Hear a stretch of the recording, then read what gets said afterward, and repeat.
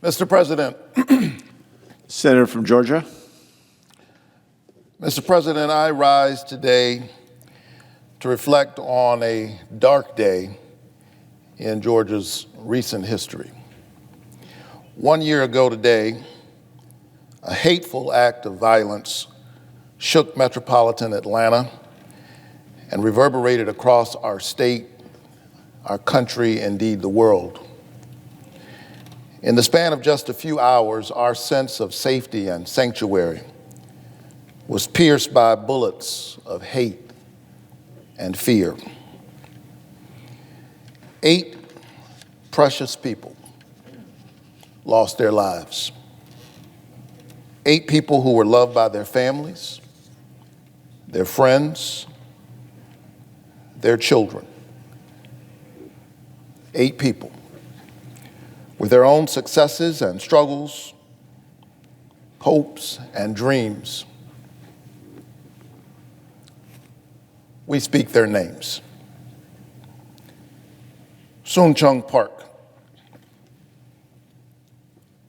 Young-Jong Grant, Soon-Cha Kim, Young A.U., Delana Ashley Young Gonzalez, Paul Andre Michaels, Xiao Jie Tong, and Dao Yufeng. My heart aches for these Georgians and for their families, for whom I'm sure the wounds are still fresh. They were victims of unconscionable, senseless hate. As a pastor, I believe in the sacred worth of every human being, that we are a strange admixture of dust and divinity, of sod and sky, beauty and possibility. And so I'll ask now for all of my colleagues and everyone who can join me in taking a moment of silence to remember these 8 Georgians and to pray each in our own way for their families.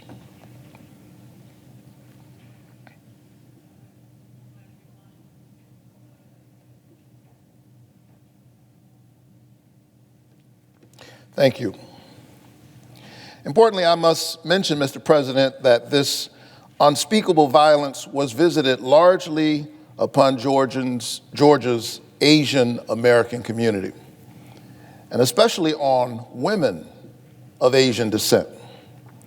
Unfortunately, this hateful act that horrified Atlanta is not isolated. It is a part of a larger trend. Last year, anti-Asian hate crimes increased 339%. Think about that. In 1 year,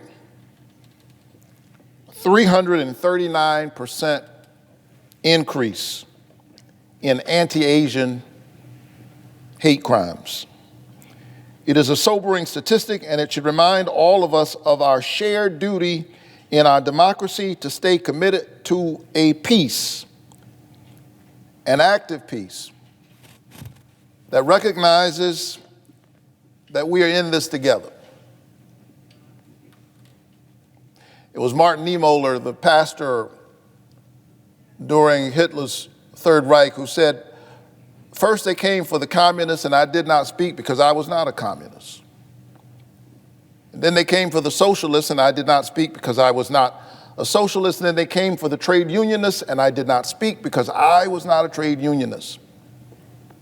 Then they came for the Jews, and I did not speak because I was not a Jew. Then they came for me, and there was no one left to speak." And so this is a tragedy in a real sense visited upon all of us. And as a student of history and a voice for our state in the Senate, I know Georgians understand all too well how hate and misplaced anger can hurt our communities.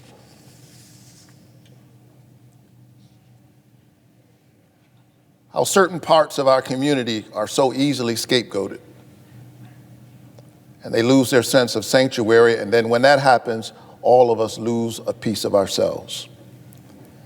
So I want to say to my AAPI sisters, brothers, and neighbors that I see you, and more importantly, I will continue to stand with you against hate and violence wherever it rears its ugly head.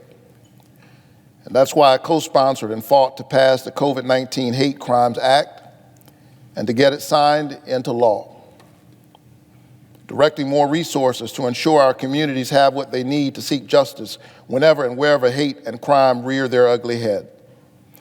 And I'm especially proud that my colleagues worked with me to include a provision in this legislation that names and acknowledges the pain and experiences of Georgia's AAPI community specifically, and make sure we never forget the names attached to the lives and the families we lost in the horrific shootings in Atlanta 1 year ago today. And it's why I'm pushing here in the Senate to confirm a United States Attorney for the Northern District of our state, a post that's integral to helping Georgians stop crime and pursue justice. The terrible act of violence and hate we witnessed on March 16, 2021, ought to remind us all that we all have a stake in each other's well-being. Georgia's greatest son, that great American, Dr. Martin Luther King Jr. said it best: we're tied in a single garment of destiny, caught up in an inescapable network of mutuality. Whatever affects one directly affects all indirectly. I cannot be all that I ought to be until you are all that you ought to be. And you cannot be all that you ought to be until I am all that I ought to be. And so let us continue working together to stop Asian hate, to stop the scapegoating, and to create what Dr. King called the beloved community. A community where everybody, no matter their skin color, ethnicity, sexual orientation, or religious background, can live a life of fulfillment and joy without fear of facing hate. Thank you, Madam President. I yield the floor.